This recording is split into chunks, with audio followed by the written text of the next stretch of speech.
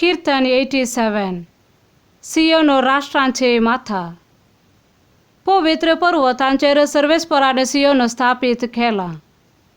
जाकोबाच्या सगळ्या निवासस्थानाप्रास सियोनाचे दरवटे ताका चड मोगाचे. लोक तुझी महिमा वर्णिता देवाच्या शहरा.